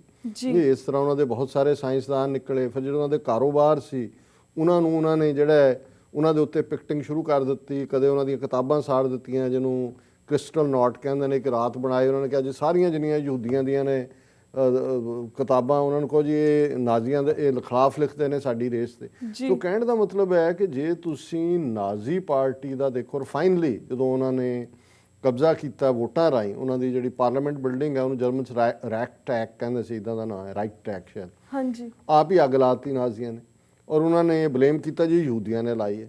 ਸੋ ਇੱਕ ਮਾਹੌਲ ਕ੍ਰੀਏਟ ਕਰ ਦਿੱਤਾ। ਯਹੂਦੀਆਂ ਨੂੰ ਕਿਹਾ ਜੀ ਆਪਣੇ ਸਟਾਰ ਲਾਓ ਤੁਸੀਂ ਆਪਣੇ ਮੋਢਿਆਂ ਤੇ ਕਿ ਤੁਸੀਂ ਯਹੂਦੀ ਹੋ। ਸੋ ਉਹ ਇੱਕ ਫੀਅਰ ਐਸਾ ਕ੍ਰੀਏਟ ਕਰ ਦਿੱਤਾ ਕਿ ਬਹੁਤ ਸਾਰੇ ਮਾਈਨੋਰਿਟੀ ਵਾਲੇ ਵੋਟਾਂ ਪਾਉਣ ਆਏ ਨਹੀਂ ਜੀ, ਜਾਂ ਡਰਦਿਆਂ ਨਾਜ਼ੀਆਂ ਨੂੰ ਪਾਈਆਂ ਕਿ ਜੇ ਨਾ ਪਾਈਆਂ ਤਾਂ ਇਹਨਾਂ ਨੇ ਸਾਨੂੰ ਮਾਰ ਦੇਣਾ, ਤੇ ਹਿਟਲਰ ਨੇ ਪਾਵਰ ਲੈ ਲਈ ਵੋਟ। ਫਿਰ ਉਹਨੇ ਕੀ ਕੀਤਾ ਹਿਟਲਰ ਨੇ, ਫਿਰ ਤੁਸੀਂ ਦੇਖਦੇ ਹੋ ਕਿਵੇਂ 6 ਮਿਲੀਅਨ ਯਹੂਦੀ ਮਾਰੇ, ਜਿਪਸੀ ਮਾਰੇ, ਅਰਮੀਨੀਅਨ ਮਾਰੇ। ਫਿਰ ਯੂਰਪ ਭਰ ਦੇ ਵਿੱਚ ਸੈਕੰਡ ਵਰਲਡ ਵਾਰ ਕਰੋੜਾਂ ਸੋਲਜਰ, ਵਨ ਕੈਨ ਇਮੈਜਿਨ ਕਿ ਕਰੋੜਾਂ ਉਹਦੇ 'ਚ ਸੋਲਜਰ ਮਰੇ ਨੇ, ਉਹ ਰਸ਼ੀਅਨ ਹੋਣ, ਅਮਰੀਕਨ ਹੋਣ, ਬ੍ਰਿਟਿਸ਼ਰਸ ਹੋਣ, ਈਵਨ ਇੰਡੀਅਨ ਹੋਣ। 60,000 ਤਾਂ ਸਿੱਖ ਮਰੇ ਆ ਸੈਕੰਡ ਵਰਲਡ ਵਾਰ 'ਚ। ਹਾਂਜੀ ਹੁਣ ਇਹੀ ਤਰੀਕਾ ਜਿਹੜਾ RSS ਜਿਹੜੀ ਇਹਨਾਂ ਦੀ ਮਾਂ ਹੈ ਸਾਰਿਆਂ ਦੀ, ਉਹਦਾ ਜਿਹੜਾ ਮੁਖੀ ਸੀ ਗੋਲਵਲਕਰ, ਉਹ ਔਨ ਰੈਕਰਡ ਹੈ, ਉਹਨੇ ਕਿਹਾ ਹੈ ਵੀ ਜਿਹੜਾ ਹੱਲ ਘੱਟ ਗਿਣਤੀਆਂ ਦਾ ਹਿਟਲਰ ਨੇ ਕੱਢਿਆ, ਹਾਂਜੀ ਭਾਰਤ ਦੇ ਵਿੱਚ ਵੀ ਇਹੀ ਸੂਟੇਬਲ। ਔਰ ਜਿਹੜੀ RSS ਹੈ ਉਹ ਬਣੀ ਹੀ ਉਸ ਮਾਡਲ ਦੇ ਉੱਤੇ ਹੈ। ਖਾਕੀ ਨਿੱਕਰ, ਹੇ ਹਿਟਲਰ ਦੀ ਤਰ੍ਹਾਂ ਉਹਨਾਂ ਦਾ ਸਲੂਟ, ਉਹ ਸਾਰਾ ਟ੍ਰੇਨਿੰਗ ਪੈਟਰਨ। ਔਰ ਤੁਸੀਂ ਦੇਖੋ ਜਿਸ ਤਰੀਕੇ ਨਾਲ ਇਹਨਾਂ ਨੇ ਸਿਸਟੇਮੈਟਿਕਲੀ 1992 ਦੇ ਵਿੱਚ 6 ਦਸੰਬਰ 1992 ਚ ਬਾਬਰੀ ਮਸਜਿਦ ਢਾਈ। ਹਾਂਜੀ ਹੁਣ ਉਸ ਤੋਂ ਪਹਿਲਾਂ ਤੁਸੀਂ ਦੇਖੋ ਵੀ ਗੋਲਵਲਕਰ ਨੇ, ਵਾਜਪਾਈ ਨੇ, RSS ਨੇ, BJP ਨੇ, ਅਡਵਾਨੀ ਦੀ ਕਿਤਾਬ ਪੜ੍ਹ ਲਓ ਕਿ ਉਹਨੇ ਕਿਵੇਂ ਦਰਬਾਰ ਸਾਹਿਬ ਤੇ ਹਮਲਾ ਕਰਵਾਇਆ। ਜੀ ਉਹਨੇ ਕਿਹਾ ਅਡਵਾਨੀ ਨੇ ਕਿ ਮੈਂ ਇੰਦਰਾ ਗਾਂਧੀ ਨੂੰ ਕਿਹਾ, ਔਰ ਉਹਨਾਂ ਨੇ ਪ੍ਰੋਟੈਸਟ ਕੀਤੇ ਨੇ ਇਹਦੇ ਤੇ ਕਿ ਵੀ ਕਿਉਂ ਨਹੀਂ ਐਕਸ਼ਨ ਲੈ ਰਹੇ। ਜੀ ਤੇ ਜਦੋਂ ਇੰਦਰਾ ਗਾਂਧੀ ਨੇ ਕੀਤਾ, ਉਹਨੂੰ ਕਿਹਾ ਵੀ ਦੁਰਗਾ ਦਾ ਅਵਤਾਰ ਹੈ। ਵਾਜਪਾਈ ਨੇ ਇੰਦਰਾ ਗਾਂਧੀ ਨੂੰ ਰੀਇਨਕਾਰਨੇਸ਼ਨ ਆਫ ਗੋਡੈਸ ਦੁਰਗਾ ਕਿਹਾ ਸੀ ਕਿ ਤੁਸੀਂ ਰਾਖਸ਼ ਮਾਰੇ ਨੇ। ਹਾਂਜੀ 1992 ਚ ਮਸਜਿਦ ਢਾਹ ਦਿੱਤੀ। ਉਸ ਤੋਂ ਬਾਅਦ ਹਜ਼ਾਰਾਂ ਮੁਸਲਮਾਨ ਮਾਰਤੇ, ਬੰਬਈ ਚ ਮਾਰੇ, ਦੂਜੀਆਂ ਥਾਵਾਂ। ਜਿਸ ਪਾਰਟੀ ਕੋਲ 2 ਸੀਟਾਂ ਸੀ ਪਾਰਲੀਮੈਂਟ ਚ BJP ਕੋਲ, ਉਹ 100+ ਸੀਟਾਂ ਲੈ ਕੇ ਤਾਕਤ ਚ ਆ ਗਈ। ਜੀ ਫਿਰ ਇਹਨਾਂ ਨੂੰ ਲੱਗਾ ਕਿ ਵੀ ਹੁਣ ਅਸੀਂ ਵੱਡੀ ਪਾਰਟੀ ਤਾਂ ਬਣ ਗਏ, ਲੇਕਿਨ ਪਰਮਾਨੈਂਟ ਆਪਣੀ ਮੈਜੋਰਿਟੀ ਬਣਾਉਣ ਦੇ ਲਈ ਪਹਿਲਾਂ ਇੱਕ ਸਟੇਟ ਦੇ ਵਿੱਚ ਰੋਲ ਮਾਡਲ ਕ੍ਰੀਏਟ ਕਰੋ ਕਿ ਹਿੰਦੂਤਵਾ ਕੀ ਹੈ। ਜੀ 2002 ਦੇ ਵਿੱਚ ਨਰਿੰਦਰ ਮੋਦੀ ਨੇ ਗੋਧਰਾ ਕਾਂਡ ਇਹਨਾਂ ਦਾ ਆਪ ਹੀ ਕਰਵਾਇਆ ਸੀ, ਜਿਵੇਂ ਉਹਨਾਂ ਨੇ ਰਾਈਟ ਟੈਕ ਆਪ ਹੀ ਸਾੜੀ ਸੀ ਬਿਲਡਿੰਗ, ਹਾਂਜੀ ਉਹਦੀ ਆੜ ਦੇ ਵਿੱਚ ਉਹਨਾਂ ਨੇ ਹਜ਼ਾਰਾਂ ਮੁਸਲਮਾਨ ਮਾਰ ਦਿੱਤੇ ਗੁਜਰਾਤ ਦੇ ਵਿੱਚ। ਹਾਂਜੀ ਔਰ ਇਹ ਇਮੇਜ ਦਿੱਤਾ ਕਿ ਸਟਰੋਂਗ ਮੈਨ, ਆਇਰਨ ਮੈਨ। ਜੀ ਔਰ ਉਹਦੇ ਨਤੀਜੇ ਦੇ ਤੌਰ ਤੇ 5 ਵਾਰ ਇਹ ਮੁੱਖ ਮੰਤਰੀ, 4 ਵਾਰ, ਚੌਥੀ ਵਾਰ ਮੁੱਖ ਮੰਤਰੀ ਬਣੇ। ਹਾਂਜੀ ਹੁਣ ਉਹੀ ਮਾਡਲ ਔਰ ਉਹੀ ਉਹਨਾਂ ਨੇ ਪਾਰਟ ਹੁਣ UP ਦੇ ਵਿੱਚ ਮੁਜ਼ੱਫਰਨਗਰ ਚ ਕਰਕੇ ਦਿਖਾਇਆ। ਜਿਵੇਂ ਗੁਜਰਾਤ ਚੋਂ 50,000 ਸਿੱਖ ਕਿਸਾਨਾਂ ਨੂੰ ਕੱਢਿਆ ਜਾ ਰਿਹਾ ਹੈ, ਜੀ ਇਹ ਸਿੱਖਾਂ ਨੂੰ ਵੀ ਮਾਡਲ ਦਿਖਾ ਦਿੱਤਾ ਕਿ ਵੀ ਅਲਟੀਮੇਟਲੀ ਤੁਹਾਡਾ ਕੀ ਹੋਏਗਾ। ਸੋ ਬਿਲਕੁਲ ਤੁਹਾਡਾ ਸਵਾਲ ਸੀ ਕਿ ਕੀ ਹੋਏਗਾ, ਇਹ ਤਾਂ ਜੀ। ਨਜ਼ਰ ਆ ਰਿਹਾ, ਹਾਂਜੀ ਮੈਨੂੰ ਬੜਾ ਕ੍ਰਿਸਟਲ ਕਲੀਅਰ ਨਜ਼ਰ ਆ ਰਿਹਾ ਹੈ ਫॉर ਇਅਰਸ ਕਿ ਹਿੰਦੁਸਤਾਨ ਕਿਸ ਡਾਇਰੈਕਸ਼ਨ ਚ ਜਾ ਰਿਹਾ ਹੈ। ਹਾਂਜੀ ਮੋਦੀ RSS ਦਾ ਉਹਨਾਂ ਨੇ ਤਾਂ ਕਦੇ ਆਪਣਾ, ਹਾਲਾਂਕਿ ਮੈਂ ਹਮੇਸ਼ਾ ਹੀ BJP ਔਰ ਕਾਂਗਰਸ ਨੂੰ ਹਿੰਦੂਤਵਾਦੀਆਂ A ਤੇ B ਟੀਮਾਂ ਕਹਿੰਦਾ, ਉਹਦੇ 'ਚ ਕੋਈ ਹਾਂਜੀ। ਭੁਲੇਖਾ ਨਹੀਂ ਹੈ। ਉਹਨਾਂ ਨੇ ਫਿਰ ਵੀ ਸੈਕੂਲਰਿਜ਼ਮ ਦਾ ਲਬਾਦਾ ਪਹਿਨਿਆ ਹੋਇਆ ਹੈ ਕਾਂਗਰਸ ਹਾਂਜੀ। ਨੇ, ਸੈਕੂਲਰਿਜ਼ਮ ਦੇ ਥੱਲੇ ਵੀ ਉਹਨਾਂ ਨੇ ਹਿੰਦੂਤਵਾ ਕੀਤਾ। ਇਹ ਤਾਂ ਨੰਗੇ ਚਿੱਟੇ ਕਹਿੰਦੇ ਨੇ ਕਿ ਜੀ ਅਸੀਂ ਜਿਹੜਾ ਹਿੰਦੁਸਤਾਨ ਹੈ, ਇੱਥੇ ਜਿਹੜਾ ਰਹਿੰਦਾ ਉਹ ਆਪਣੇ ਆਪ ਨੂੰ ਹਿੰਦੂ, ਕੋਈ ਈਸਾਈਆਂ ਨਾਲ ਕੀ ਕੀਤਾ। ਹਾਂਜੀ ਉੜੀਸਾ ਦੇ ਵਿੱਚ ਇਸੇ BJP ਦੀ ਜਿਹੜੀ ਉੱਥੋਂ ਦਾ ਬੀਜੂ ਜਨਤਾ ਦਲ ਹੈ, ਉਹਨਾਂ ਦੇ ਨਾਲ ਸਰਕਾਰ ਸੀ, ਕਿਵੇਂ ਨਨਸ ਦੇ ਨਾਲ ਰੇਪ ਹੋਏ, ਕਿਵੇਂ ਉਹਨਾਂ ਦੇ ਸਕੂਲ ਸਾੜੇ, ਕਿਵੇਂ ਪਰਚੇ ਸੁੱਟੇ ਗਏ ਥਾਂ ਥਾਂ ਕਿ ਜੀ ਵੀ ਦੱਸ ਦਿਓ ਕਿ ਹਿੰਦੂ ਹੋਣਾ ਹੈ ਕਿ ਨਹੀਂ 48 ਘੰਟੇ 'ਚ, ਨਹੀਂ ਤਾਂ ਸਫਾਇਆ ਕਰ ਦਿਆਂਗੇ। ਔਰ ਪਿਛਲੇ 1 ਹਫ਼ਤੇ 'ਚ 3 ਘਟਨਾਵਾਂ ਹੋਈਆਂ ਨੇ ਜਿਹੜੀਆਂ ਕਿ ਕਿਉਂਕਿ ਸੋਸ਼ਲ ਮੀਡੀਆ ਤੇ ਆ ਗਈਆਂ, ਹਾਂਜੀ। ਇਹਨਾਂ ਦੀ ਛਾਪਣੀ ਮਜਬੂਰੀ ਬਣ ਗਈ। ਗਿਰੀਰਾਜ ਸਿੰਘ ਬਿਹਾਰ ਦੇ ਵਿੱਚ ਪ੍ਰਮੁੱਖ ਲੀਡਰ ਹੈ BJP ਦਾ, ਉਹਨੇ ਇੱਕ ਚੋਣ ਸਭਾ ਦੇ ਵਿੱਚ ਕਿਹਾ ਕਿ ਜਿਹੜੇ ਅੱਜ ਨਰਿੰਦਰ ਮੋਦੀ ਦਾ ਵਿਰੋਧ ਕਰ ਰਹੇ ਨੇ, ਜਦੋਂ ਅਸੀਂ ਪਾਵਰ 'ਚ ਆਏ ਉਹਨਾਂ ਨੂੰ ਅਸੀਂ ਪਾਕਿਸਤਾਨ ਭੇਜ ਦਿਆਂਗੇ। ਹਾਂਜੀ ਬਿਲਕੁਲ ਪਹਿਲੀ ਉਦਾਹਰਣ ਜਿਹੜੀ ਬੜੀ ਕਲੀਅਰਲੀ। ਹੁਣ ਅਸ਼ੋਕ ਤਗਾੜੀਆ ਵਿਸ਼ਵ ਹਿੰਦੂ ਪਰਿਸ਼ਦ ਦਾ ਪ੍ਰਧਾਨ ਹੈ, ਉਹਨੇ ਗੁਜਰਾਤ ਦੇ ਭਾਵਨਗਰ ਸ਼ਹਿਰ 'ਚ ਇੱਕ ਮੁਹੱਲਾ ਹੈ, ਉੱਥੇ ਇੱਕ ਮੁਸਲਮਾਨ ਨੇ ਆ ਕੇ, ਕਾਰੋਬਾਰੀ ਮੁਸਲਮਾਨ ਸੀ, ਘਰ ਬਣਾਇਆ। ਜੀ। ਉੱਥੇ ਬਜਰੰਗ ਦਲ ਵਾਲੇ ਪਹੁੰਚ ਗਏ ਔਰ ਉੱਥੇ ਉਹਨਾਂ ਨੂੰ ਐਡਰੈਸ ਕਰਦਿਆਂ ਉਹਨੇ ਕਿਹਾ ਜੀ 48 ਘੰਟੇ ਦਾ ਨੋਟਿਸ ਹੈ, ਨਹੀਂ ਤਾਂ ਅਸੀਂ ਜਿਹੜਾ ਇਹਨੂੰ ਕਬਜ਼ਾ ਕਰ ਲਾਂਗੇ ਘਰ ਤੇ, ਇੱਥੇ ਬਜਰੰਗ ਦਲ ਦਾ ਬੋਰਡ ਲਾ ਦੇਵਾਂਗੇ। ਉਹ ਵਿਚਾਰਾ ਭੱਜਦਾ, ਜਿਹੜਾ ਡਰ ਕੇ ਭੱਜ ਗਿਆ। ਮੱਧ ਪ੍ਰਦੇਸ਼ ਜਿੱਥੇ BJP ਰੂਲ ਕਰਦੀ ਹੈ, ਉੱਥੇ ਸਾਰੇ ਘਰਾਂ ਦੇ ਵਿੱਚ ਪੈਂਫਲੇਟ ਆਏ ਕਿ ਅਭੀ ਨਹੀਂ ਤਾਂ ਕਭੀ ਨਹੀਂ, ਜੀ ਕਿ ਸਾਨੂੰ ਤੁਸੀਂ ਪਾਵਰ ਦਿਓ, ਅਸੀਂ ਇੱਥੋਂ 3 ਕਰੋੜ ਮੁਸਲਮਾਨ ਜਿਹੜੇ ਬੰਗਲਾਦੇਸ਼ ਉਹ ਵੀ ਬਾਹਰ ਕੱਢਾਂਗੇ ਔਰ ਕਸ਼ਮੀਰ 'ਚ ਗਦਾਰਾਂ ਦਾ ਸਫਾਇਆ ਕਰ ਦਿਆਂਗੇ। ਸੋ ਉਹਨਾਂ ਨੇ ਕੋਈ ਭੁਲੇਖਾ ਨਹੀਂ ਰੱਖਿਆ ਹੋਇਆ ਵੀ ਉਹ ਜਦੋਂ ਪਾਵਰ 'ਚ ਆਉਣਗੇ ਉਹ ਕੀ ਕਰਨਗੇ। ਹੁਣ ਜੀ। ਜੇ ਸਾਨੂੰ ਨਜ਼ਰ ਨਹੀਂ ਆਉਂਦਾ, ਇਹ ਸਾਡਾ ਕਸੂਰ ਹੋ ਸਕਦਾ ਹੈ। ਇਹ ਨਾਜ਼ੀ ਜਰਮਨੀ ਇਨ ਦਾ ਮੇਕਿੰਗ ਹੈ ਅੰਡਰ ਦਾ ਹਿਟਲਰ। ਔਰ ਨਰਿੰਦਰ ਮੋਦੀ ਦੇ ਕੋਲ ਜੇ ਪਾਵਰ ਆਈ ਤੇ ਜੋ ਭਾਰਤ ਦੇ ਵਿੱਚ ਹੋਏਗਾ, ਹਾਂਜੀ ਉਹ ਲੋਕ ਨਾਜ਼ੀਆਂ ਨੇ ਕੀ ਕੀਤਾ ਇਹਨੂੰ ਭੁੱਲ ਜਾਣਗੇ। ਇਹਦੇ ਬਾਰੇ ਕੋਈ ਦੋ ਰਾਵਾਂ ਨਹੀਂ। ਜੀ ਬਿਲਕੁਲ। ਤੇ ਡਾਕਟਰ ਸਾਹਿਬ, ਜਿਸ ਤਰ੍ਹਾਂ ਤੁਸੀਂ ਨਰਿੰਦਰ ਮੋਦੀ ਦੀ ਗੱਲ ਕੀਤੀ ਹੈ, ਇਸ 'ਤੇ ਸਵਾਲ ਉੱਠਦਾ ਜਿਵੇਂ ਅਕਾਲੀ ਦਲ ਬਾਦਲ ਨੇ ਨਰਿੰਦਰ ਮੋਦੀ ਨੂੰ ਅਨਕੰਡੀਸ਼ਨਲ ਸਪੋਰਟ ਦਿੱਤੀ ਹੈ, ਇਸ ਫੈਸਲੇ ਦੇ ਸਿੱਖ ਕੌਮ ਦੇ ਵਰਤਮਾਨ, ਸਿੱਖ ਕੌਮ ਦੇ ਫਿਊਚਰ ਅਤੇ ਦੂਸਰੀਆਂ ਘੱਟ ਗਿਣਤੀਆਂ ਨਾਲ ਸਿੱਖ ਕੌਮ ਦੀ ਰਿਲੇਸ਼ਨਸ਼ਿਪ 'ਤੇ ਕੀ ਇਫੈਕਟ ਪਏਗਾ? ਦੇਖੋ, ਇਟ ਇਜ਼ ਸ਼ੇਮਫੁਲ। ਕੋਈ ਇਸ ਨੂੰ ਕੰਡੈਮ ਕਰਨ ਲਈ ਮੇਰੇ ਕੋਲ ਸ਼ਬਦ ਨਹੀਂ ਨੇ। ਮੈਂ ਸਮਝਦਾ ਵੀ ਅਸੀਂ ਇਤਿਹਾਸ ਦੇ ਵਿੱਚ ਬੜੇ ਟਫ ਵਕਤ ਚੋਂ ਗੁਜ਼ਰੇ ਹਾਂ। ਹਾਂਜੀ। ਲੇਕਿਨ ਇਹਦੇ ਬਾਵਜੂਦ ਅਸੀਂ ਆਪਣੇ ਇਖਲਾਕ ਨਾਲ, ਆਪਣੇ ਸਿਧਾਂਤਾਂ ਨਾਲ ਸਮਝੌਤਾ ਨਹੀਂ ਕੀਤਾ। हाँ जी। ਗੁਰੂ ਤੇਗ ਬਹਾਦਰ ਸਾਹਿਬ ਦੀ ਸ਼ਹਾਦਤ ਚਾਂਦਨੀ ਚੌਂਕ 'ਚ ਸਾਡੇ ਲਈ ਹਮੇਸ਼ਾ ਹੀ ਇੱਕ ਚਾਨਣ ਮੁਨਾਰਾ ਰਹੀ ਜੀ। ਕਿ ਦੂਸਰਿਆਂ ਦੇ ਹੱਕਾਂ ਦੇ ਲਈ ਵੀ ਜਾ ਕੇ ਸ਼ਹਾਦਤ ਦੇਣਾ, ਤਾਂ ਕਿ ਧਰਮ ਦਾ ਹੱਕ, ਮੁੱਢਲੀਆਂ ਆਜ਼ਾਦੀਆਂ ਦਾ ਹੱਕ, ਕੋਈ ਸਟੇਟ ਨੂੰ, ਕਿਸੇ ਬਾਦਸ਼ਾਹ ਨੂੰ, ਕਿਸੇ ਸਿਸਟਮ ਨੂੰ ਹੱਕ ਨਹੀਂ ਹੈ ਕਿ ਉਹ ਲੋਕਾਂ ਦੇ ਮੁੱਢਲੇ ਹੱਕਾਂ ਨੂੰ ਯੂਸਰਪ ਕਰੇ। ਔਰ ਇਹਦੇ ਬਾਵਜੂਦ ਕਿ ਅਸੀਂ ਮੁਗਲਾਂ, ਅਫਗਾਨਾਂ, ਉਹਨਾਂ ਦੇ ਖਿਲਾਫ ਲੜੇ, ਉਹਨਾਂ ਨੇ ਸਾਡੇ ਤੇ ਜ਼ੁਲਮ ਕੀਤੇ, ਪਰ ਜਦੋਂ ਸਾਡੇ ਕੋਲ ਪਾਵਰ ਆਈ ਅਸੀਂ ਉਹਨਾਂ ਦੀ ਵੀ ਮੁੱਢਲੀ ਧਾਰਮਿਕ ਆਜ਼ਾਦੀਆਂ ਦਾ ਖਿਆਲ ਰੱਖਿਆ ਹੈ। ਜੀ। ਮਸੀਤਾਂ ਨੂੰ ਵੀ ਜਿਹੜੇ ਆ ਵਜ਼ੀਫੇ ਲਾਏ ਗਏ, ਧਰਮ ਦੇ ਉੱਤੇ ਕੋਈ ਪਾਬੰਦੀ ਨਹੀਂ ਸੀ।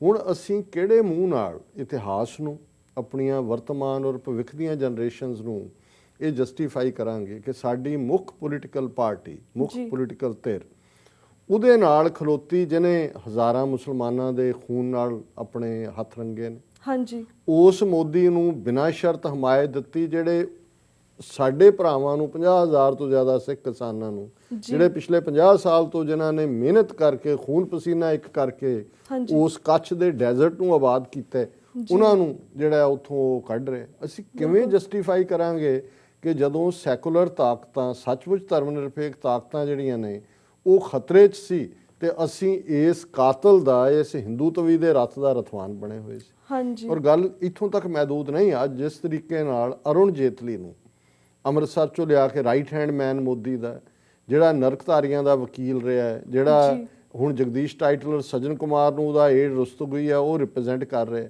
हाँ जी। ਉਹਨਾਂ ਨੂੰ ਜਿਹੜਾ ਇਸ ਕਦਰ ਜਾ ਕੇ ਸਪੋਰਟ ਕਰਨ ਤੇ ਲੱਗੇ ਹੋਏ ਨੇ ਕਿ ਬਿਕਰਮਜੀਤ ਮਜੀਠੀਆ, ਇਹ ਗਦਾਰਾਂ ਦੇ ਟੱਬਰ ਦਾ ਜਿਹੜਾ ਇੱਕ ਬਿਲਕੁਲ ਟ੍ਰੇਟਰ, ਉਹ ਅੰਮ੍ਰਿਤਸਰ 'ਚ ਇੱਕ ਜਿਹੜੀ ਹੈ ਮੀਟਿੰਗ ਦੇ ਵਿੱਚ ਜਿਹੜਾ ਹੈ ਉਹ ਬਾਣੀ ਨੂੰ ਬਦਲ ਕੇ ਕਹਿ ਰਿਹਾ ਹੈ ਕਿ ਵੀ ਨਿਸ਼ਚੈ ਕਰ ਆਪਣੀ ਜੀਤ ਕਰੋ, ਨਿਸ਼ਚੈ ਕਰ ਅਰਨ ਜੈਤਲ ਕੀ ਜੀਤ ਕਰੋ। ਇਹ ਪੜ੍ਹਾ ਰਿਹਾ ਲੋਕਾਂ ਨੂੰ ਕਿ ਵੀ ਇਹ ਤੁਸੀਂ ਪੜ੍ਹੋ।